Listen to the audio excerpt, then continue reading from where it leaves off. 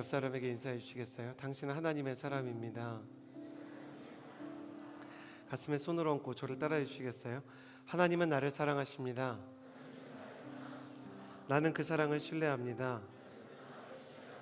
주님은 나의 유일한 길과 진리, 생명이 되십니다. 나는 절대로 이전과 같지 않을 것입니다. 아멘. 노아의 방주를 근 한 달간 나누고 있습니다. 노아의 방주에 대한 이야기를 나누면서요, 방주가 가지고 있었던 고유한 그 배의 특징에 대해서 좀 나눴으면 좋겠다 생각이 듭니다. 창세기 7장 9절에서 12절을 보면 노아가 방주로 들어간 날이 기록되어 있습니다. 노아가 방주에 들어간 날은 노아가 600세가 되던 해 2월 10일이다. 그리고 창세기 8장에 보면 노아가 방주에서 나온 날이 기록되어 있습니다. 노아가 방주에서 나온 날은 601세가 되던 해 2월 27일. 그러니까 계산을 해보면 600세가 되던 해에서 601세가 되던 해까지 방주에 있었으니까 1년을 있었고요. 동일한 2월에 들어가서 2월에 나왔으니까 이제 1년에서 17일이 더해져서 1년 17일 있다가 이제 방주에 나오게 되었습니다. 노아는 그 동안 방주 안에서 가족들과 생활을 하면서 그 안에서 자신의 인생과 또 하나님의 인도를 구해야 했을 것입니다. 노아의 방주의 설계도를 보다가 제가 배를 만드는 분과 대화를 한 적이 있었어요. 배를 만들고 조선업에 근무하시는 분이 노아의 방주 설계도를 볼 때 가장 소름 돋는 게 뭐냐 제가 물어봤더니 거기에 방향타가 없대요. 어떤 조향 장치도 없는 거예요. 그러니까 배의 구실을 하기 위해서는, 배가 보트의 구실을 하기 위해서는 물론 배가 이렇게 가라앉지 않고 견고해야 하고 그 배의 수납 공간도 넉넉해야 되고 환기도 잘 되고 해야 되겠지만, 배에 방향타가 있고 배에 핸들이 있어서 이게 조향이 돼야 되는데 조향이 안 된다는 거예요. 노아의 방주는 전문가의 식견에서 볼 때 보트가 아니라 박스라고 얘기합니다. 그러니까 물 위에 그냥 떠 있는 거예요. 바람과 파도에 따라서 그냥 떠밀리는 것이죠. 창세기 7장 18절에 보면 방주가 물 위에 떠다녔다라는 말이 있는데, 떠다녔다는 말은 그냥 이리로 저리로 흘러다녔다라는 뜻입니다. 노아의 의지가 반영된 항해란 애초에 불가능했던 것입니다. 말씀에 따르면 노아의 홍수는 세상에서 가장 높은 산 위로 7m나 물이 차올랐는데요, 이 모든 홍수가 40일 만에 전 지구를 덮었다라고 얘기합니다. 그러니까 40일 동안 폭우가 연짝 내리고 상상할 수 없는 수준의 비가 내렸다면 태양도 보이지 않았을 것이고 앞날도 캄캄하게 여겨졌을 것입니다. 아무것도 보이지 않는 망망대해 속에서 조향도 할 수 없고 조종도 할 수 없는 이 박스 속에서 노아는 매일 스스로에게 물었을 것입니다. 과연 이 배에 내일이 있는 것일까? 내가 이 배에 타고 있는 시간을 견딜 수 있을까? 노아와 그의 아내, 3명의 아들과 3명의 며느리, 8명의 식구들은 조종할 수 없는 박스 안에서 매일매일이 두려웠을 것입니다. 그러나 노아와 함께 탄 가족 8명 외에 9번째 게스트가 있었습니다.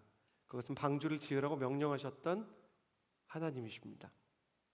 하 목사님께서 수술을 하러 들어가는 그 성도들을 위로하실 때 하영조 목사님이 항상 하셨던 말이 그거래요.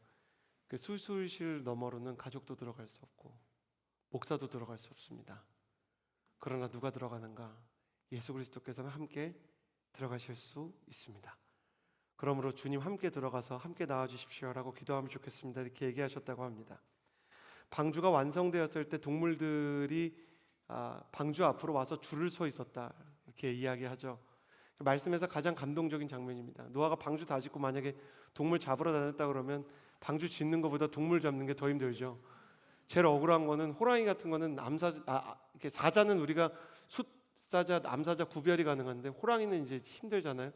숫사자 잡았는데 또 숫사자면은 그거 얼마나 억울해요. 막 악종고투를 벌였는데. 그런데 노아가 방주를 완성했을 때 말씀에 뭐라고 써 있냐면 그 방주 앞에 동물들이 와 있었다, 이렇게 얘기해요. 이게 계산해 보니까 동물학자들이, 신학자들이 별걸 가지고 다 논문 쓰거든요. 이제 석사 박사 하시는 분들 다 아시죠? 세상에 별 쓸데없는 연구를 하는 사람이 많은데, 노아의 방주에 펭귄이나 거북이 같은 게 타려면 어떻게 해야 되나 봤더니 방주 만드는데 120년이잖아요.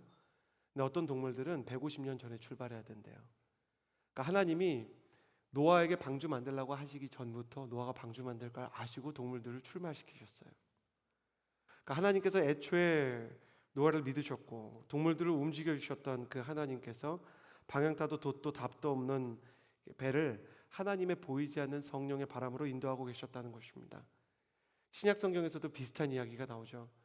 예수님과 제자들이 탄 배가 풍랑을 만나서 뒤집힐 것처럼 이리로 저리로 휘청이고 있는데 제자들이 예수님에게 가서 예수님, 우리가 죽게 됐습니다.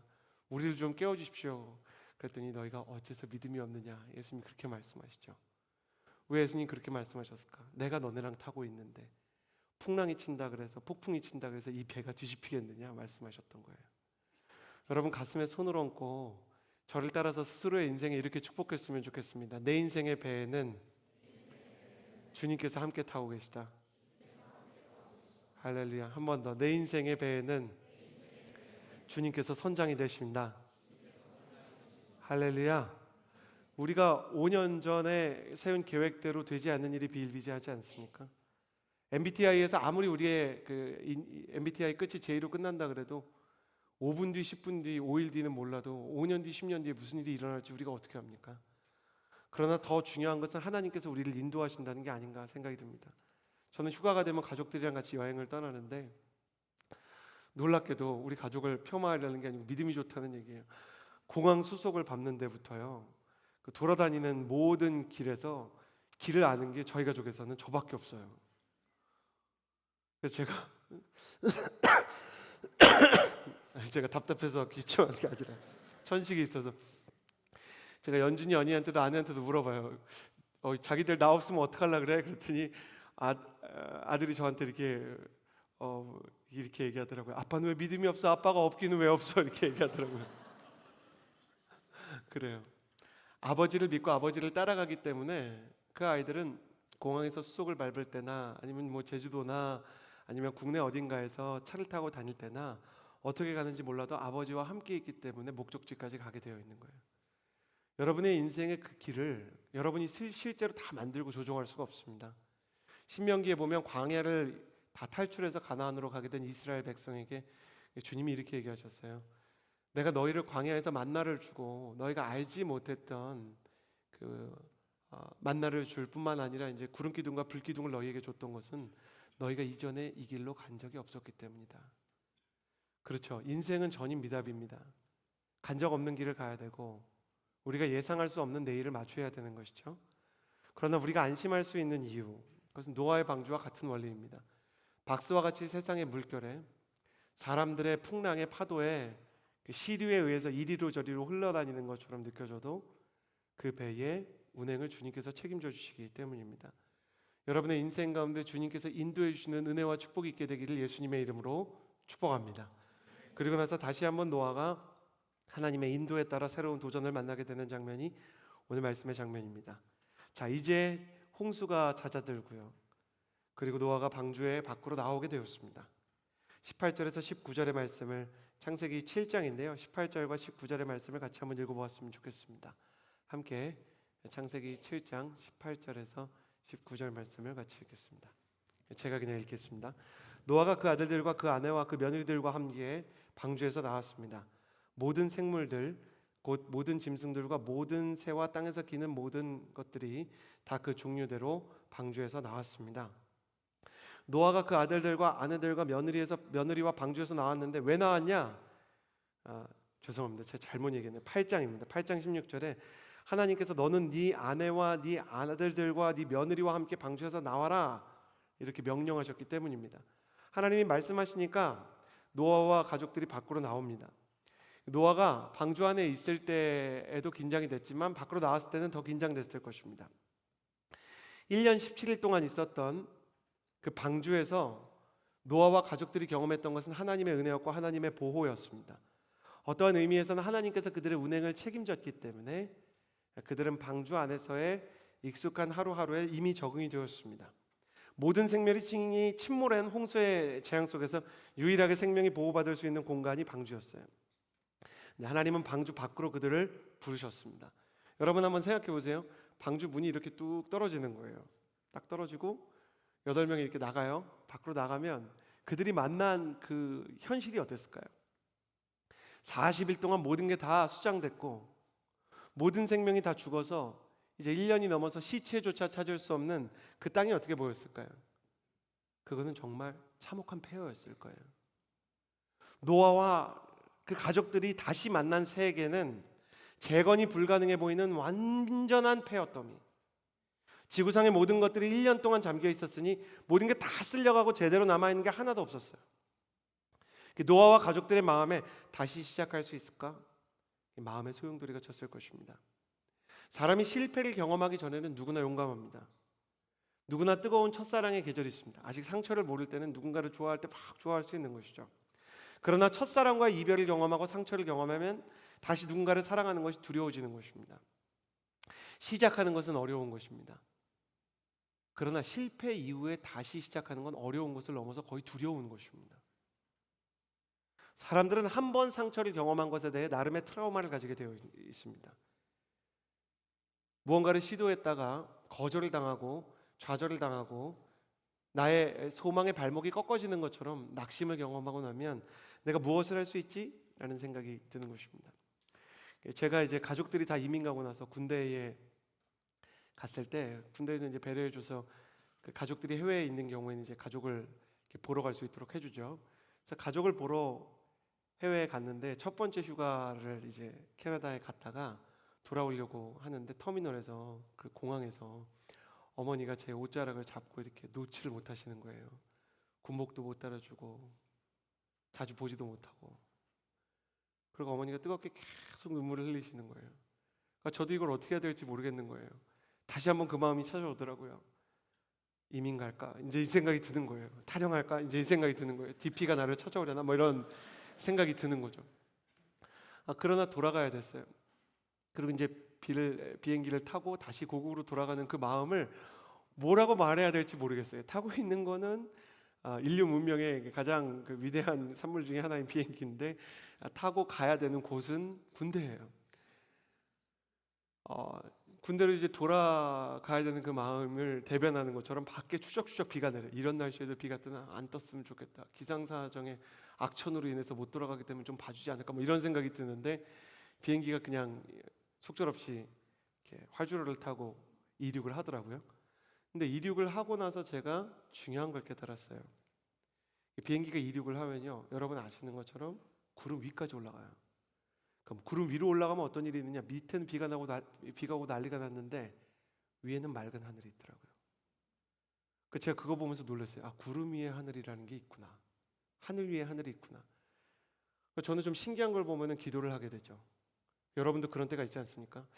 뭔가 하나님이 말씀하시려는 것 같다. 하나님, 어려움이 있습니다. 돌아가면 제가 군대에서 한 3번 정도는 나라에서 배려해서 이제 국외로 나갈 수 있는 허가를 해주지만 그 외에 휴가를 나올 때는 전 주소도 없고 막 그러니까 나올 때마다 걱정되고 그 안에서 버티는 것도 걱정되고 온갖 게 다 힘들거든요. 다시 군 생활을 시작할 수 있을지, 다음에 휴가를 나오면 어디서 내가 내 몸을 의탁해야 될지 고민이 되는데 하나님, 내가 어떻게 해야 됩니까? 하나님이 그런 마음을 주시는 거예요. 내가 너를 위해서 구름 위에 하늘을 두었다.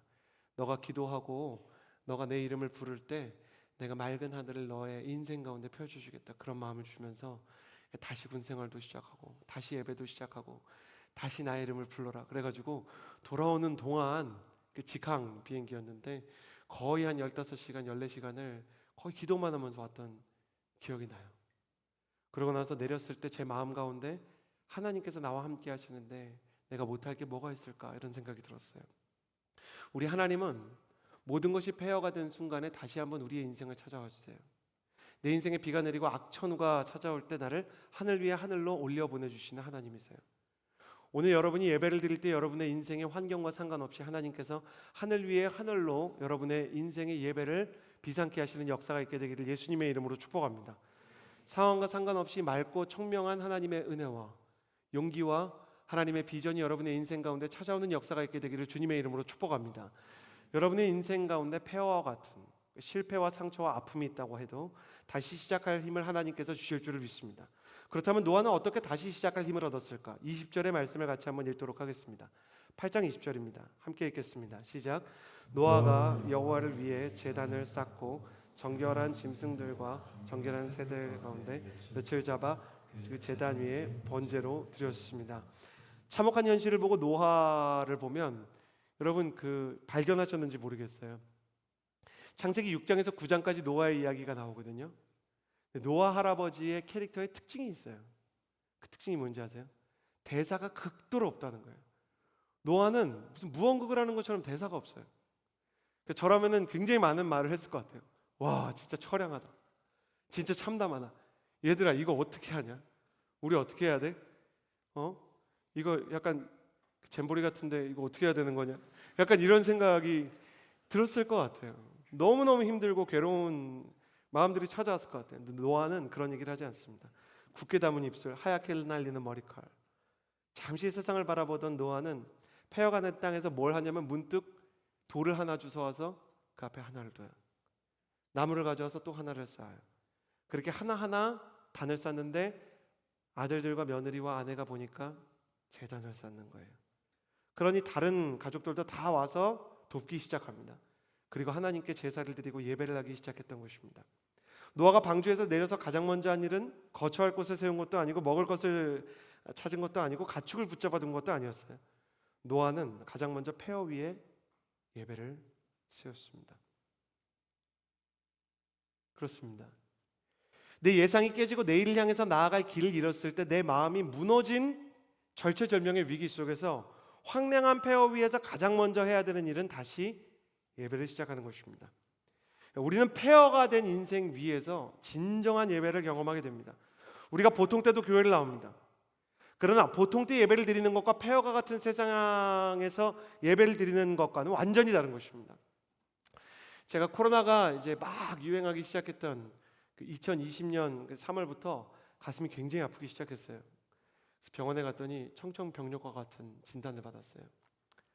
교회 분이셨기 때문에 목사님, 폐와 심장 사이에 종양이 있습니다. 그래요. 그리고 이제 조직 검사를 해야 되겠습니다. 이렇게 얘기를 하는데 그 진단을 받고 아내한테 말을 못 하겠더라고요. 뭐라고 말해야 될지 모르겠어요. 그리고 그 심리학이나 상담학에서 이미 배웠던 건데 그 부정, 분노 이런 단계가 다 있는데 나도 똑같이 이거 아닐 거야 이런 생각도 들고 마음이 너무너무 복잡한 거예요. 근데 본능적으로 잘 훈련받은 게 있어요. 제가 특히 허브 때부터 아주 열심히 훈련했던 건데 위기가 찾아오고 이상한 일이 있으면 하나님을 찾는 거예요. 그래가지고 이제 병원에서 나와서 제일 가까운 교회가 어디지? 아무 데나 찾는 거예요. 그리고 들어갔는데 기가 막히게 예배를 드리더라고요. 들어가서 깜짝 놀랐어요. 찬양을 하는데 찬양 인도자가 찬양을 너무 못하는 거예요. 어떻게 이렇게 못할 수가 있지? 그런 수준으로 못하는데 너무 은혜가 되는 거는 너무 진실해요. 그러니까 너무 못하는데 아직도 기억나요. 부르신 곳에서를 불렀는데 따스한 성령님 이렇게 부르시는 거예요. 그러니까 음이 미묘하게 들린 거예요. 차라리 완전히 틀리지. 미묘하게 틀리니까 막 이런데 그 찬양에 눈물이 나요. 부르신 곳에서 근데 하나님 제가 지금 교회 왔습니다. 그러고 눈물이 막 펑펑 나는 거예요. 그리고 설교를 하는데 더 깜짝 놀랐어요. 설교도 굉장히 이상한 거예요. 근데 찬양도 이상하고 설교도 이상하다고 하기는 좀 그러니까 너무 이렇게 뭐라 그럴까? 좀 뻔하다 그럴까? 너무 이렇게 그냥 많이 들었던 얘기라 그럴까?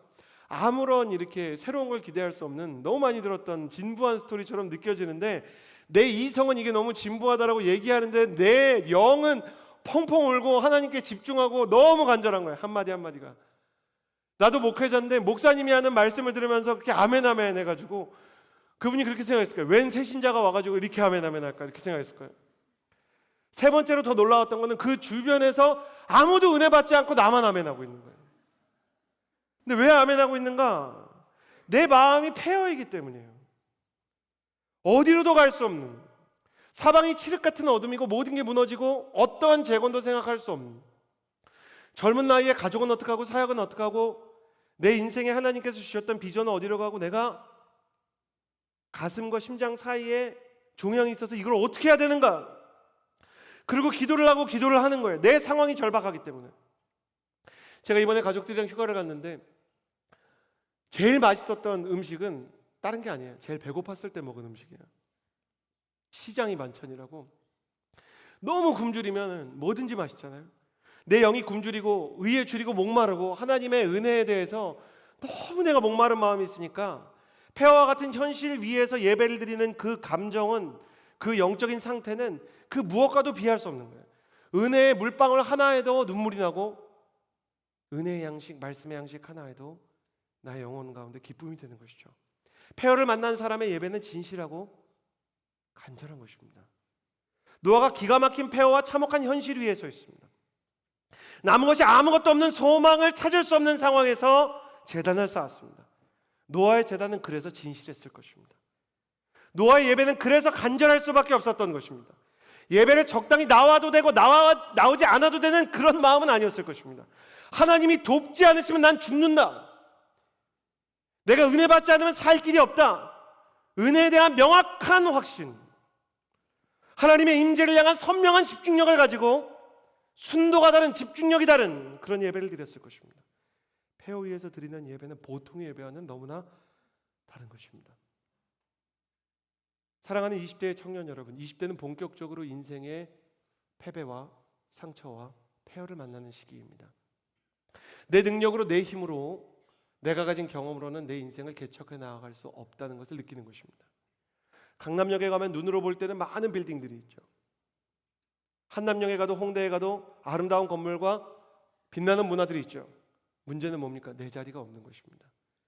내가 설령 그 안에서 자리를 잡았다고 하더라도 내 인생의 앞날과 미래를 장담할 수 있는 사람은 아무도 없는 것이죠. 그런 20대 청년들에게 가장 필요한 것은 무엇입니까? 두 가지입니다. 첫 번째는 자신의 인생이 폐허라는 것을 직면하는 것입니다. 내 힘으로는 내 인생을 재건할 수 없고, 내 힘으로는 내 인생을 조종할 수 없으며, 내 힘으로는 내 인생에 아무것도 장담할 수 없다는 것을 인정하는 것이죠. 두 번째는 폐허가 된 내 인생을 직면하면서 폐허 위에 노아처럼 예배를 쌓는 것입니다. 나는 여러분에게 폐허와 같은 현실 속에서 날마다 진실한 예배가 세워지게 되기를 예수님의 이름으로 축복합니다. 저는 오늘 여러분의 예배가 보통 예배를 뛰어넘어 영적인 예배가 되고, 상식적인 예배를 뛰어넘어서 폐허 위에 세워진 진실하고 간절한 예배를 하나님께 드리게 되는 역사가 일어나게 되기를 주님의 이름으로 축복합니다. 하나님을 찾고 찾으려고 몸부림을 치는 예배, 영적인 눈물과 감격이 있는 예배가 회복될지어다. 하나님께서는 이렇게 하나님에게 진실한 예배를 드리는 사람에게 나타나 주십니다. 함께 8장 21절에서 22절의 말씀을 같이 읽도록 하겠습니다. 시작. 여호와께서 그 좋은 향기를 맡으시고 마음속으로 말씀하셨습니다. 내가 다시는 이는 사람이 생각하는 것이 어려서부터 악하기 때문이다. 내가 전에 했던 것처럼 다시는 모든 생물을 멸망시키지 않을 것이다. 땅이 존재하는 한 씨 뿌리는 것과 추수하는 것과 추위와 더위와 여름과 겨울과 낮과 밤이 그치지 않을 것이다. 노아가 하나님을 붙들고 하나님 이 폐허 속에서 살려주셔서 감사합니다. 그렇게 감사 기도를 드린 후에는 자연스럽게 그렇게 기도했겠죠. 이제 어떻게 해야 됩니까? 아무것도 없습니다. 생존한 건 우리 가족뿐인데 어떻게 살아가야 됩니까? 하나님께 간절히 부르짖었을 것입니다. 그렇게 노아가 하나님께 집중하기 시작했을 때, 그 마음과 그 눈을 하나님께로 향하였을 때 하나님께서도 노아에게 마음을 돌이켜 주셨습니다. 그리고 하나님께서는 내가 전에 했던 것처럼 다시는 모든 생물을 멸망시키지 않겠다, 노아에게 약속해 주셨어요. 폐허 위의 예배, 진정한 예배는 하나님의 마음을 움직인다는 것입니다. 여러분이 하나님께 진정으로 간절한 마음으로 뜨겁게 집중된 마음으로 예배드리고 하나님께로 나아가면 하나님의 마음도 여러분을 향한다. 하나님의 집중력이 나를 향한다. 심지어 예배는 하나님의 진노마저도 멈춘다는 것입니다. 여러분, 이것을 경험하게 되고 고백하게 되기를 바랍니다. 간절히 드리는 예배는 여러분의 인생을 바꾸는 능력이 있다는 것을 믿게 되기를 예수님의 이름으로 축복합니다. 와서 적당히 졸다 돌아가는 예배가 아니라 생명을 걸고 진심을 걸고 하나님 앞에 나의 모든 인생을 드리면서, 하나님, 내 인생은 방주에 탔던 노아처럼 조향장치가 없는 인생이며 폐허를 만난 노아처럼 장담할 수 없는 인생입니다. 그 마음으로 드리는 예배, 그렇게 예배를 드릴 때 하나님께서 하나님의 마음을 움직이시고 그 마음을 우리에게 향하여 드신다는 것입니다.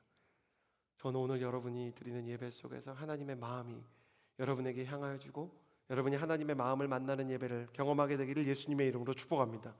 여러분의 예배가 하나님의 마음을 움직여서 여러분의 인생이 하나님의 인도함을 받고 여러분의 미래가 하나님의 비전의 길로 바뀌는 역사가 있게 되기를 바랍니다.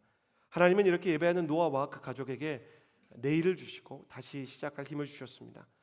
9장 1절에서 2절 말씀을 함께 읽겠습니다. 9장 1절에서 2절입니다. 함께 읽겠습니다. 시작. 하나님께서 노아와 그의 아들들에게 복을 주시며 말씀하셨습니다. 자녀를 많이 낳고 번성해 땅에 가득하라.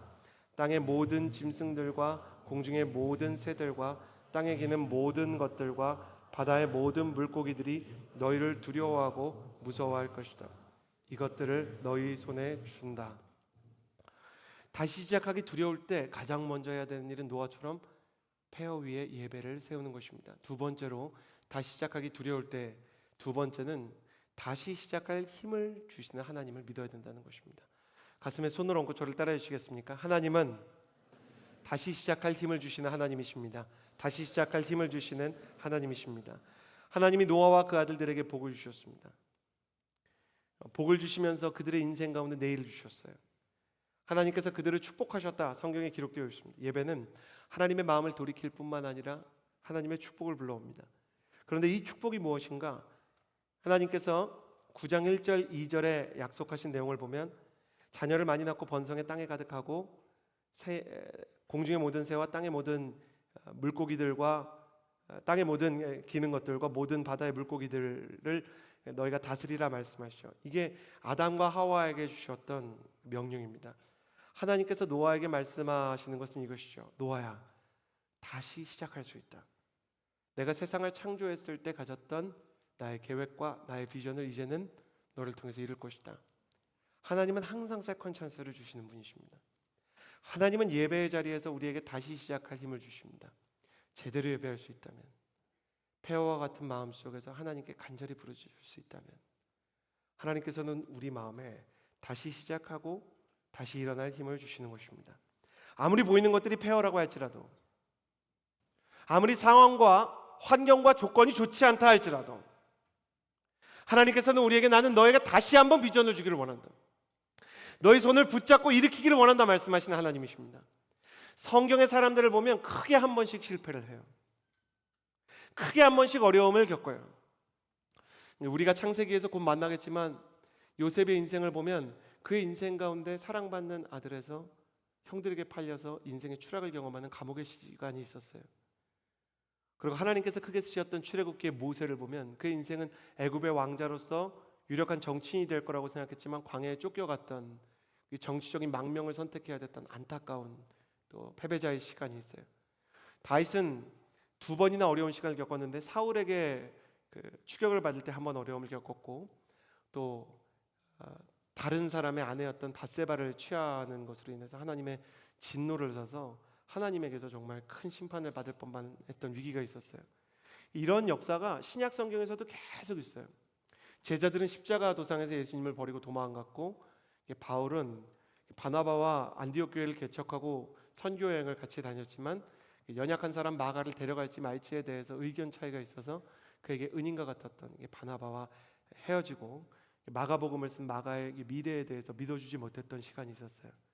이것처럼 하나님의 사람들은 다 연약하고 부족하고 실패하는 시간이 있어요. 그러나 복음은 한마디로 정의하자면 다시 시작할 수 있는 힘이에요. 아담과 하와가 죄를 지었지만 이미 예수님에 대한 복음이 가죽옷에 그리고 여자의 후손이라는 말에 우리가 창세기 3장에서 원시복음이라는 말에 내가 여자의 후손과 뱀과 원수가 되게 할 것이다. 뱀에게 주님 그러셨죠. 너는 여자의 후손의 발꿈치를 물겠지만 그는 너의 머리를 밟을 것이다. 예수님에 대해서 예언을 하시고 계획을 세우시고 새로운 기회를 만드신 것처럼 하나님께서 홍수를 예비하셨지만 노아의 방주를 주신 것처럼 하나님은 다시 시작할 힘을 주시는 분이십니다. 하나님께서는 노아에게 다시 한번 힘을 주고 계세요. 보이는 게 어떻든 방주에서 나와 다시 폐허가 된 땅으로 너의 발을 내디딜 때 너를 통해서 이 세계가 재건될 것이고 너를 통해서 축복이 흘러갈 것이고 너를 통해서 이 무지막지해 보이는 환경들이 회복될 것이다. 저는 여러분도 노아와 같은 인생이 됐으면 좋겠습니다. 여러분 스스로의 인생에도 세컨 찬스가 있게 되기를 바라지만 여러분이 걷는 땅마다 폐허와 같은 현실 속에서 회복이 일어나고 비전이 생겨나고 하나님의 치유가 일어나는 역사가 있게 되기를 예수님의 이름으로 축복합니다. 베트남에서 베트남전이 있었어요. 미국의 병사들 수십만이 이제 수백만이 이제 베트남전에 참전을 했죠. 문제가 있었는데 베트남전에 참전했던 미군의 20%는 너무 상황이 어려웠기 때문에 이 전쟁의 트라우마라는 말이 이제 그 베트남전에서 생기지 않았습니까? 그 베트남전이 너무 혹독했기 때문에 정신적으로 견딜 수가 없으니까 병사들끼리 눈 감아주고 이 군 수뇌부에서 눈 감아줬던 게 있어요. 5명 중에 1명. 20%는 심각한 마약이었던 헤로인에 중독이 되어 있었던 거예요. 본래는 총을 맞으면 그 고통과 트라우마를 잊기 위해서 한정된 때에만 주입을 해야 되는 헤로인을 사람이 이제 어려운 상황 속에서 그냥 마약 중독처럼 이렇게 사용하게 되었던 거예요. 이 사실을 미국 본토에 있는 모든 사람들도 알고 있었기 때문에 불안함이 그 본토에도 상륙하기 시작했어요. 베트남전이 끝나고 나서 이 사람들이 돌아왔을 때 수십만의 마약 중독자를 미국이 어떻게 감당할 것인가? 수십만의 마약 중독자일 뿐만 아니라 사람들을 죽인 경험이 있는 위험한 사람들을 과연 어떻게 감당할 수 있을까? 그런데 놀라운 일이 일어났어요. 마약 중독자들 중에 95%가 특별한 조치 없이 마약에 대한 금단 증상도 없이 마약을 끊고 헤로인을 끊고 일상생활에 복귀하게 된 거예요. 이게 너무 놀라운 일이라 의사들과 학자들이 이거에 대해서 연구하기 시작했어요. 아니 본토에서 마약에 중독된 사람들은 그렇게 끊기가 어려운데 이 사람들은 어떻게 마약을 이렇게 쉽게 95%나 끊었을까? 그리고 끊은 95%와 끊지 못한 5%의 차이는 뭘까? 연구해 보니까 중요한 결과를 얻게 됐어요. 마약을 끊은 95%의 사람들은 돌아왔을 때 사랑하는 가족들과 그들을 기다려주던 친구를 만났어요. 그리고 그들의 공동체와 그들의 교회와 예배를 통해서 자연스럽게 일상에 복귀하면서 그들의 인생의 새로운 위로와 새로운 사랑의 물줄기를 경험하게 되었죠. 그러나 끊지 못한 5%의 사람에게는 가족도 친구도 공동체도 없었던 사실이 드러나게 됐어요. 그래서 연구한 사람들은 그 결론에 대해서 이렇게 내게 됐어요. 사랑이야말로 중독의 사슬을 푸는 열쇠가 된다. 어떤 상황에서도 나를 믿고 지지해주고 나를 믿어주며 밀어주고 도와주고 지지하는 사람이 있는 사람은 다르다는 겁니다. 우리 인생이 이와 같습니다. 우리 인생에는 지치지 않고 나를 지지해 주시고 밀어주시는 하나님이 계십니다. 나와 함께 하나님이 계시다는 사실은 내 인생의 중독과 실패와 넘어짐 속에서 일어날 수 있는 기회를 주는 견고한 반석이 되는 것입니다. 저는 여러분의 인생 가운데 나를 믿고 지지하며 나에게 기회를 주시는 하나님을 여러분의 20대에 꼭 만나게 되기를 예수님의 이름으로 축복합니다. 노아가 폐허가 된 그 땅에 발을 디디는 순간 그 땅이 축복의 땅이 되었던 것처럼 축복의 근원이신 하나님과 여러분이 동행함으로 여러분이 가는 길이 축복의 길이 되고 축복의 역사를 일으키고 회복의 근거가 되는 역사가 있게 되기를 예수님의 이름으로 축복합니다. 여러분이 여러분 스스로에 대해서 그래서 믿음으로 이렇게 선포해야 됩니다. 나로부터 하나님의 회복과 비전이 시작될 것입니다. 여러분 믿음이 많이 좋아졌군요. 시키지 않아도 잘 따라하네요. 저를 따라해 주시겠어요? 나로부터 하나님의 비전이 시작될 것입니다. 제가 가만히 보니까 오늘 예배 인도한 김예린 양이 혼자 따라하니까 뒤에서 눈치 보다가 이제 여기서부터 이렇게 따라하는 걸 보고 거룩한 영향력이 있다 그런 생각을 하게 됐어요. 그래요. 여러분이 가는 곳마다 노아가 그랬던 것처럼 재건의 역사가 일어날 거예요. 그걸 믿으셔야 돼요. 창세기의 역사는 재건과 축복의 역사라고 해도 과언이 아니에요. 하나님의 사람이 가면 그 땅이 달라져요. 그 나라가 달라져요. 아브라함이 가는 곳마다 그 주변 사람들이 다 축복을 받았어요. 이삭이 가는 곳마다 식수가 없는 곳에 우물들이 생겼어요. 요셉이 가고 나서는 이집트 땅이 거대한 제국이 요셉 한 사람으로 인해서 기근을 피하게 됐어요. 지금으로 치면 경제 위기를 피하게 됐다는 거예요. 여러분 한 사람이 하나님 앞에서 바로 서게 되면, 여러분 한 사람이 폐허 위에 예배를 세우게 되면 그건 여러분 인생 하나, 여러분 가족 하나의 문제가 아니게 돼요. 우리는 지금도 아울리치를 떠나게 되지만 그러나 우리의 인생에서도 아울리치와 같은 영향력이 있게 될 것입니다. 여러분이 가는 곳에서 복음과 하나님의 거룩한 역사가 시작될 것에 대해서 기대하십시오. 그래서 항상 얘기하지만 여러분 자신을 과소평가하면 안 됩니다. 여러분 자신을 한심하게 생각하면 안 됩니다. 옆 사람에게 인사해 주시겠어요? 사실 당신은 꽤 대단한 사람일지도. 이렇게 동성끼리는 어깨도 좀 이렇게 토닥여 주시고 좀 친하면 손도 이렇게 쳐주시고 하면서 옆 사람에게 이렇게 인사해 주시겠어요? 일어나세요, 용사요. 하나님께서 우리를 그런 사람으로 부르고 계시다는 거예요. 여러분, 이런 말씀을 내 걸로 믿는 거를 약속의 말씀을 붙잡는다 그래요. 우리 권사님이나 어머님들이 그런 얘기하죠. 약속의 말씀으로 내가 딱 붙잡았잖아. 이 교회 용어 중에 우리가 정리하면서 가야 되는 용어들이 좀 있어요. 권사님들이 약속의 말씀으로 딱 붙들었어요. 그게 무슨 얘기냐면 성경의 말씀을, 설교에서 나오는 말씀이 믿어지고 감동이 되면서 하나님, 저 말씀이 내 인생에 일어나게 해주십시오. 그리고 딱 붙잡아서 내 마음속에 저장해 두는 거예요. 여러분, 여러분의 인생 가운데 하나님께서 주시는 거룩한 비전의 역사, 그리고 하나님께서 주시는 이 재건의 말씀이 여러분의 말씀으로 붙들리게 되기를 예수님의 이름으로 축복합니다.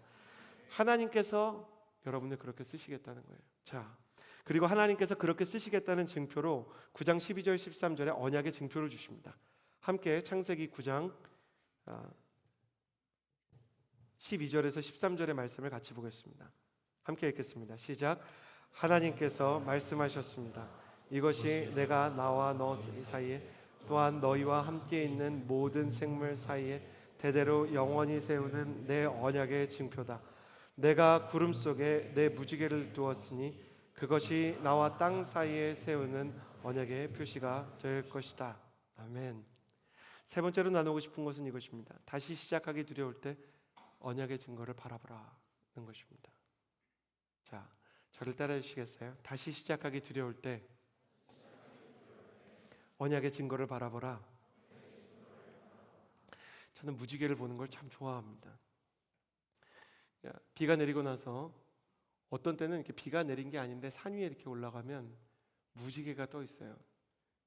저는 무지개도 본 적이 있고, 이제 무지개 위로 하나 무지개가 이렇게 희미하게 덧떠 있는 쌍무지개도 이렇게 본 적이 있는데, 무지개를 보면 얼마나 이렇게 기분이 좋은지 모르겠어요. 무지개를 보면 노아 생각이 나요. 하나님께서 홍수가 내린 다음에 최초의 무지개를 주시면서 내가 다시는 세상을 물로 멸망시키지 않겠다. 내가 네가 이 모든 세상 속에서 너와 함께 모든 것을 시작하겠다. 그런 의미로 언약의 무지개를 주셨어요. 저는 그렇게 무지개를 보면 아름다운데, 노아가 처음 해본 무지개는 폐허가 된 세상 위에 걸려 있었을 거예요. 그걸 뭐라고 해야 될까? 디스토피아 같이 쓰레기 매립장처럼 완전히 망가진 세상 위에 아름답게 떠 있는 최초의 무지개를 보는 노아의 마음이 어땠을까? 물론 처음에는 뭔가 역설적이어 보이고 서글퍼 보였을 거예요. 언약의 증표가 있지만 밑에 있는 폐허가 된 세상이 더 크게 느껴졌을 거예요. 근데 저는 노아를 생각하면 노아의 시선이 폐허가 된 세상에서 점점 무지개 쪽으로 그 믿음의 시선이 향하게 됐을 거를 믿음의 눈으로 보게 돼요. 노아가 그렇지 않았다면 염세주의자가 됐을 거예요. 우울증에 빠졌을 거예요. 비만 와도 막 이렇게 엎드리고 무서웠을 거예요. 저거가 노아면은 이렇게 믿음이 없어가지고 막 그랬을 거예요. 그 비만 오면 트라우마가 가지고 막 책상 밑으로 들어가서 또 홍수 나는 거 아니야 막 이랬을 것 같아요. 근데 노아의 삶을 보면 노아는 꿋꿋하게 대사 없이 그냥 하나님을 따라 한 걸음씩 한 걸음씩 그 세상에 필요한 것들을 회복하고 재건하기 시작합니다. 그것은 그가 폐허가 된 세상에서 하나님의 약속을 향해 그 믿음의 눈을 이동시켰기 때문입니다. 이 폐허가 된 세상 위에 떠오른 무지개를 보면서 또 하나 떠올리게 되는 것은 우리의 인생에는 더 귀한 언약의 징표가 있다는 것입니다. 이 폐허 위에 떠오른 무지개와 같은 하나님의 언약의 상징은 무엇입니까? 바로 예수 그리스도의 십자가입니다. 예수님께서 세상에 오시기 전에 이스라엘은 영적으로 완전히 폐허가 되어 있었을 것입니다. 사람들이 볼 때는 예루살렘 도성도 아름다웠을 것이고 베들레헴이나 여리고에 있는 그 마을들도 각각의 아름다운 사연이 있었겠지만, 하나님의 시선에서 볼 때 이스라엘은 완전히 영적으로 무너진 상태였어요. 그래서 그 나라를 빼앗겼고 바벨론과 페르시아와 그리스와 로마의 지배를 받으면서 나라 없는 민족으로 오랫동안 방황하고 있었을 것입니다. 예수님께서 그 땅에 오셔서 그들 사이에 서서 바라본 현실은 노아가 바라봤던 폐허와 같은 현실이었을 것입니다. 참으로 하나님을 찾아야 하는 영적인 예배는 사라지고 종교만 남아있고 율법에 사람들이 억눌려 있었으며, 정치적으로는 로마의 식민지가 되어서 소망이 없는 이스라엘. 사람들은 약자를 핍박하고 우울과 무기력과 좌절과 영적인 공격으로 이스라엘의 모든 하나님의 백성들이 소망을 상실한 채 다시 영적으로 재기할 힘을 상실한 상태였을 것입니다. 그 폐허 위에 예수님께서 오셔서 말씀을 전하시고 사람들을 고치시고 사람들의 머리를 어루만지고 어린아이들을 안아주셨어요. 그리고 친히 언약의 무지개가 되어 골고다 폐허 위에 그의 몸을 언약의 십자가처럼 하나의 하나님의 언약의 상징으로 남겨두셨습니다. 죄로 황폐화가 된 폐허가 된 이스라엘은 이 시대에 서울을 살아가는 우리를 다시 한번 바라보게 하는 거울과 같습니다. 너무나 많은 청년들이 주일마다 한국에서 예배를 드리죠. 이 서울 땅에 얼마나 많은 교회가 있습니까? 그러나 그 가운데 정말 하나님 앞에 진실한 마음으로 예배를 드리는 사람이 얼마나 되겠습니까? 정말 하나님을 사랑하는 마음으로, 정말 하나님을 간절히 찾고 부르짖는 마음으로 예배하는 사람은 얼마나 되겠습니까? 너무나 많은 청년들이 종교에 익숙합니다. 그냥 주일 성수하는 것입니다. 순모임을 하지만 그냥 봤던 드라마 얘기나 뉴스 얘기나 마침 이야기를 하면서 그냥 시간을 떠나 보냅니다. 예수님은 그런 종교적인 형식에 그냥 묻혀버린 청년 크리스천을 보면서 낙심하고 절망하고 한숨 쉬실까요? 그렇지 않아요. 예수님은 그들에게도 찾아가셔서 그 폐허와 같은 영적인 무미건조한 인생 속에 새로운 감동을 주시고 새로운 눈물을 주시고 새로운 시작을 부어주시기를 원하십니다. 예수님은 죄로 황폐화가 되고 폐허가 된 우리에게 다시 시작할 기회를 주시기 위해서 우리를 위해 십자가를 지시고 자신의 목숨을 내어주셨습니다. 여러분의 인생 가운데 이 예수 그리스도의 십자가를 바라보는 시간이 한 주간 얼마나 있으셨는지 궁금합니다. 여러분의 마음 가운데 예수님의 마음을, 예수님의 그 사랑을, 예수님의 그 말씀에 집중하는 시간이 얼마나 있었는지 궁금합니다. 영국에 엄청난 자산가가 있었다고 합니다. 그에게 아들 하나가 있었는데 끔찍히 사랑했던 그 자신의 아들이 열병을 얻어서 죽게 됐습니다. 그 아들을 평생 사랑했던 아버지는 그 아들의 열병과 죽음 앞에서 시름시름 앓다가 그 역시 아들을 따라 죽음을 맞이하게 되었습니다. 그에게는 아들이 하나밖에 없었고 아내도 없고 가까운 친척도 없었기 때문에 막대한 재벌과 같았던 그의 유산을 상속할 대상이 없어 그의 값비싼 재산은 당시 영국 법에 따라 경매에 붙여졌던 역사가 있습니다. 이때 가장 먼저 그가 평생 사랑했던 아들을 직접 그렸던 초상화 경매가 시작됐습니다.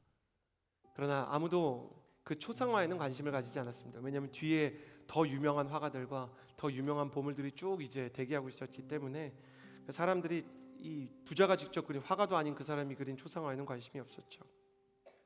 그런데 그때 영국에서 한 노파가 나와서 그 그림을 사겠다고 손을 들었습니다.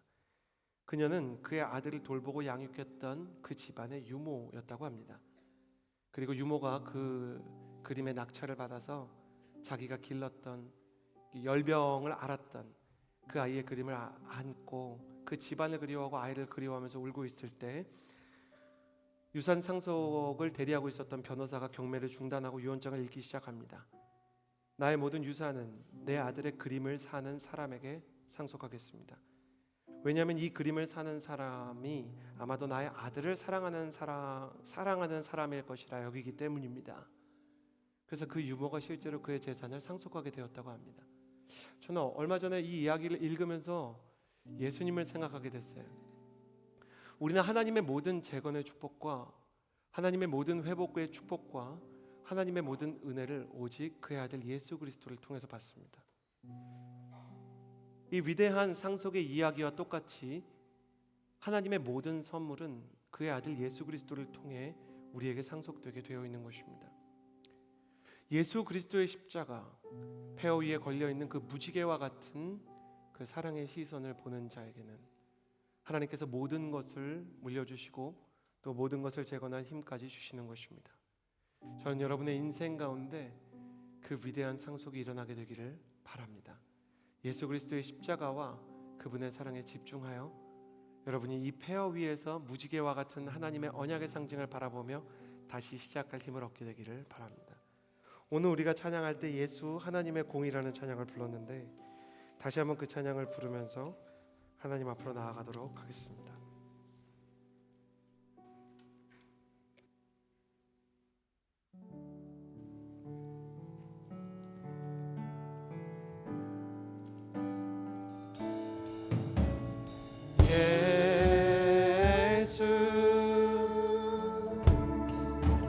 하나님의 공의.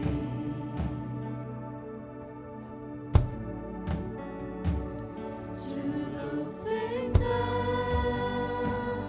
주의 나라 임하시네.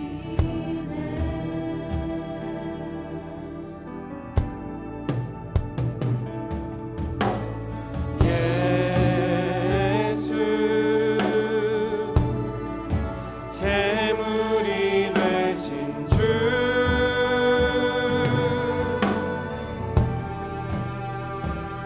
영광 중에 그의 나라 임하시네.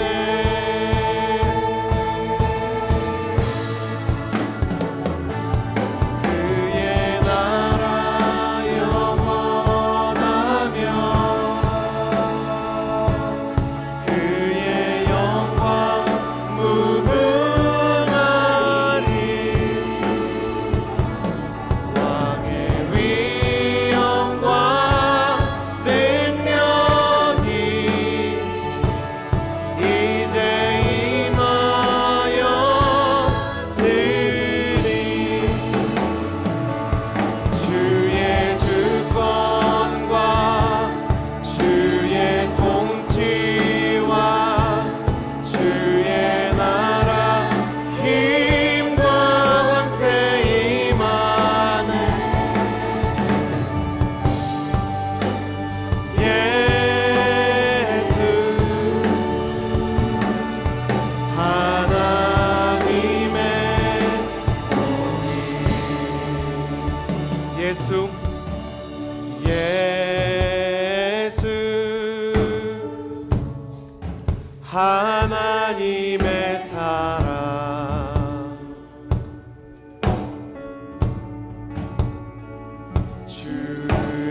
주내와 말씀으로 나타났네.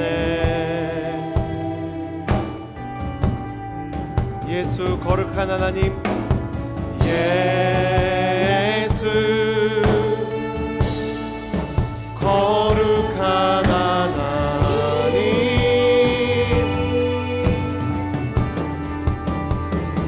영광 중에 그의 나라 임하시네. 주의 나라 영원하며 주의 나라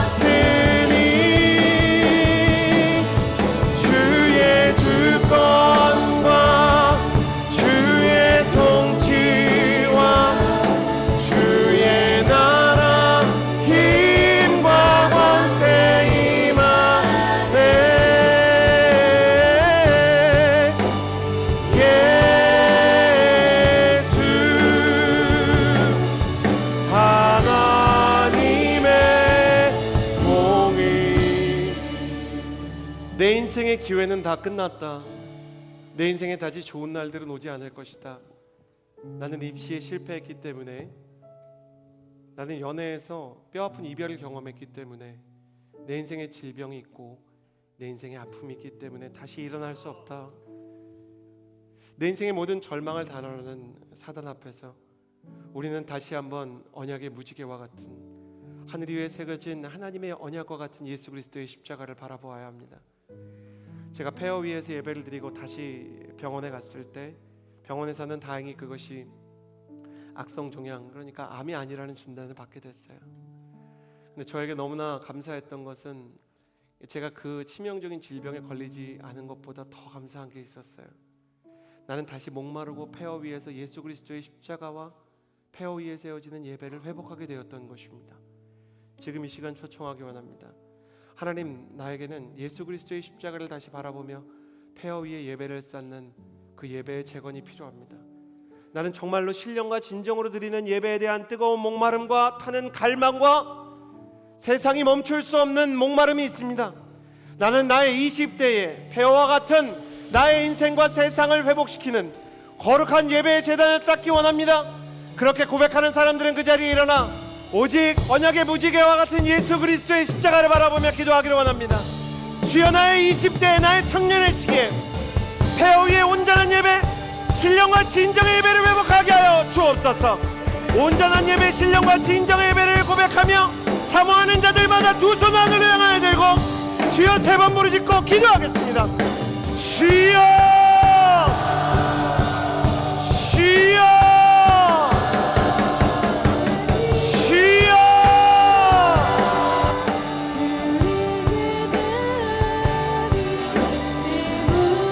나의 인생 가운데 다시 주님 앞에 일어나 예배하는 하나님의 사람이 될 수 있도록 주님, 우리가 이 폐허와 같은 현실 앞에서 다시 부르짖고 기도하는 사람이 되게 하여 주옵소서. 주님께 나의 마음을 드리며 주님과 함께 이 폐허와 같은 인생 가운데 다시 시작한 힘을 얻게 하여 주옵소서. 오 하나님 아버지, 내 인생 가운데의 낙심과 절망을 달아나는 모든 세력과 전쟁할 수 있게 하여 주옵소서. 다시 일어나 주님과 함께 주님께서 기뻐하실 만한 하나님의 사랑과 은혜를 향해 한 걸음씩 나아가는 역사를 경험할 수 있도록 주여, 우리 가운데 세임과 능력을 더하여 주옵소서. 새 마음과 영을 우리 가운데 부어주시며 새 힘과 온전한 예배의 회복을 경험하게 하여 주옵소서. 주를 예배하며 주와 동행하며 주와 함께 살아가는 하나님의 사람이 될 수 있도록 도와주옵소서. 주님의 기쁨이 되면 주님께 참된 예배를 드리는 하나님의 사람, 주님과 함께 동행하며 하나님께서 기뻐하실 만한 하나님의 놀라운 예배의 재건을 이루는 사람이 될 수 있도록 도와주옵소서. 다시 일어나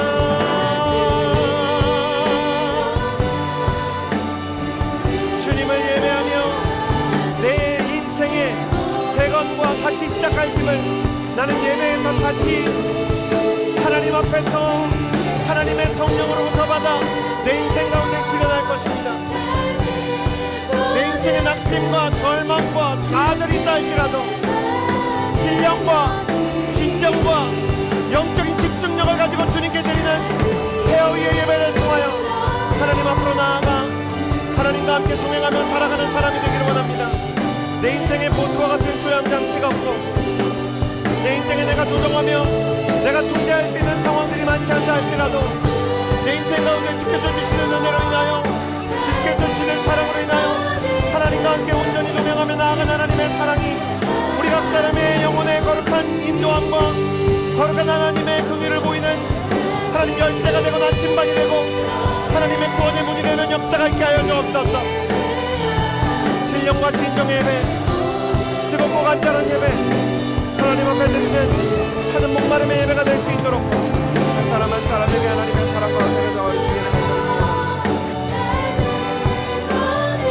하나님께서 우리 한 사람 한 사람의 마음을 붙들어 주시기를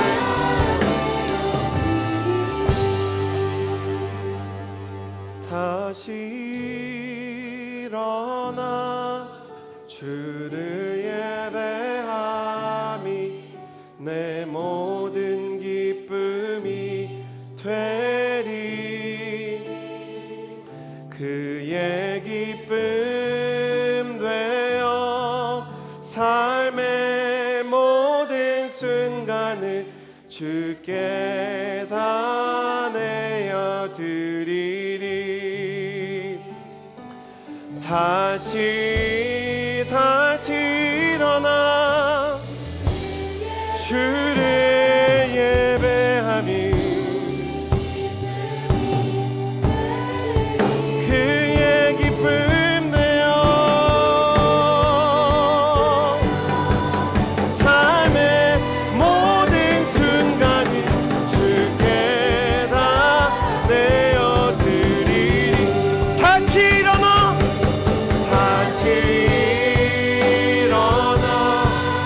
주를 예배하니 내 모든 기쁨이 되리. 그분의 기쁨이 되는 그날까지 삶의 모든 순간을 주께 다. 다시 일어나 시작하게 하소서. 다시 일어나 예배하게 하소서. 다시 일어나 주를 예배하니 내 모든 기쁨이 되리. 그의 기쁨 되어 삶의 모든 순간을 주께 다 내어드리리.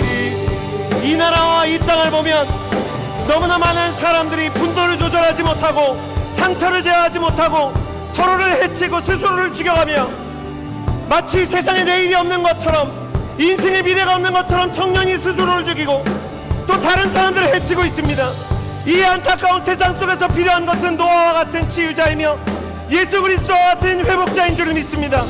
두 손을 가슴에 얹고 기도하며 나아갈 때 내가 노아와 같이 폐허가 된 이 조국 대한민국을 회복하는 하나님의 청년이 되게 하여 주옵소서.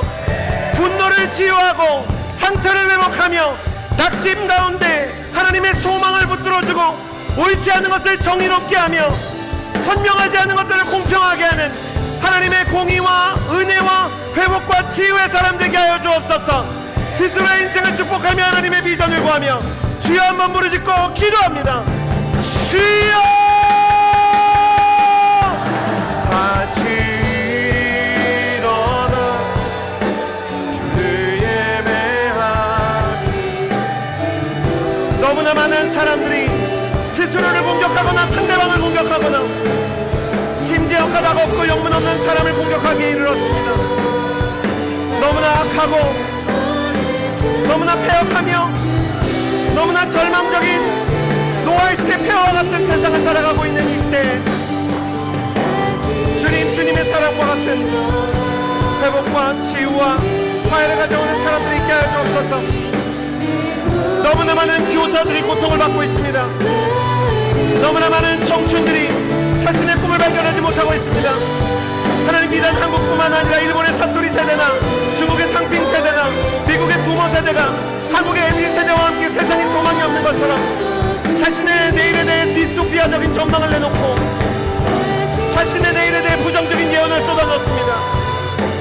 자신이 부정적인 예언을 하고 그 부정적인 예언을 스스로 성취하는 이 절망이 습관화된 세대 가운데 다시 한번 재건과 회복과 복음과 치유를 가져오는 하나님의 사람들의 역사가 하나님의 손을 향하여 하나님의 청년들로 인하여 일어나게 하여 주옵소서. 하나님의 사람들이 너무나도 필요한 시대입니다. 하나님의 사람들이 일어나야 하는 때가, 하나님의 사람들이 부르짖어야 하는 때가 우리 인생 가운데 너무 가까이 있음을 느낍니다. 다시 일어나게 하시고 다시 부르짖게 하시고 다시 주와 함께 동행하며 다시 하나님과 함께 부르짖는 사람들이 될 수 있도록 하여 주옵소서. 하나님께서 나를 사용하실 수 있다는 믿음, 하나님께서 나와 동행하신다는 믿음, 하나님은 내 인생을 반드시 쓰신다는 믿음을 가질 수 있도록 청년들이 자신의 인생과 자신의 시간을 주께 내어드리게 하여 주옵소서. 허브 공동체에 주님의 뜻과 주님의 비전에 헌신하는 헌신자들이 일어나게 하여 주옵소서. 주여!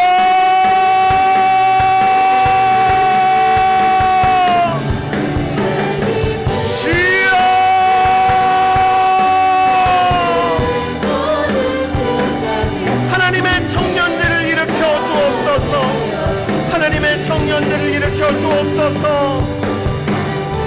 주여,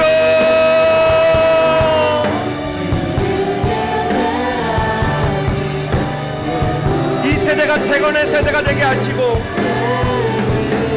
이 세대가 진정한 예배의 세대가 되게 하시고, 이 세대가 놀라운 부흥을 이루는 세대가 되게 하여 주옵소서.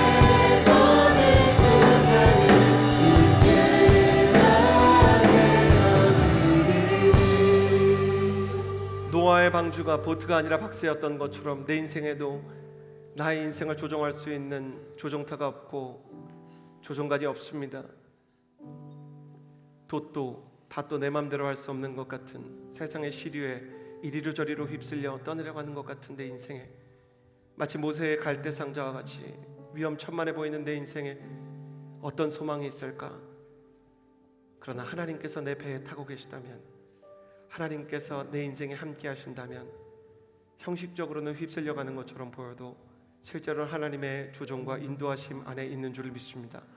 마지막으로 기도할 때 주님, 내 인생의 선장이 되어주시고 내 인생의 항해사가 되어주시고 내 인생을 하나님의 비전의 항구로 항해하시며 운행하여 주옵소서. 나의 인생의 주인을 하나님으로 고백합니다. 나의 인생의 선장을 주님으로 인정하여 드립니다. 주님, 나의 인생을 인도하여 주시고 주님의 계획과 주님의 뜻이 내 인생을 통해 한 조각 한 조각씩 드러나게 하여 주옵소서. 하나님께서 나의 인생을 인도하시며 조종하여 주시는 것을 경험할 수 있도록 마지막으로 주여 한번 부르짖고 기도합니다. 주여!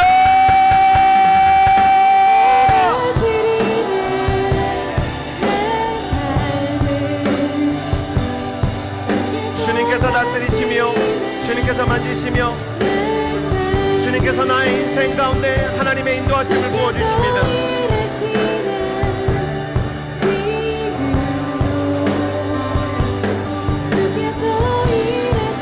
하나님 아버지께서 나의 인생의 항해사가 되어주시고 하나님께서 나의 인생의 조종사가 되어주시고 하나님께서 나의 인생의 방향을 설정하여 주시고 인도하여 주옵소서. 하나님 아버지, 내 인생 가운데 내게로부터 눈을 들어 주님을 바라보기 시작하는 믿음의 눈이 뜨이게 하여 주시고 하나님께서 기뻐하시는 놀라운 은혜와 사랑 가운데 나의 마음과 나의 삶이 주님께 드려지는 역사가 있게 하여 주옵소서. 아버지 하나님, 하나님의 사랑과 은혜와 성령의 기름 부음을 더하여 주옵소서. 오 하나님 아버지, 주님을 의지하게 하여 주시고 주님을 바라보게 하여 주시고 주님과 동행하며 한 걸음 한 걸음 주님이 원하시는 걸음을 걸어갈 수 있도록 하여 주옵소서. 선하신 하나님의 사랑과 선하신 하나님의 기름 부음과 은혜와 한사를 따라 한 걸음씩 나아가는 하나님의 사람들이 될 수 있도록 주님의 온전하신 아름다움을 우리 가운데 더하여 주옵소서. 선하신 하나님의 마음과 하나님의 사랑과 하나님의 기름 부으심을 우리 가운데 내려주옵소서. 우리를 향한 하나님의 마음과 하나님의 계획과 하나님의 음성을 들을 수 있도록 도와주옵소서. 하나님, 우리가 주님의 뜻에 따라 주님의 마음에 따라 한 걸음씩 나아가시고 건강하기를 원합니다. 은혜 내려주옵소서. 우리 가운데 하나님의 선하신 아름다움을 더하여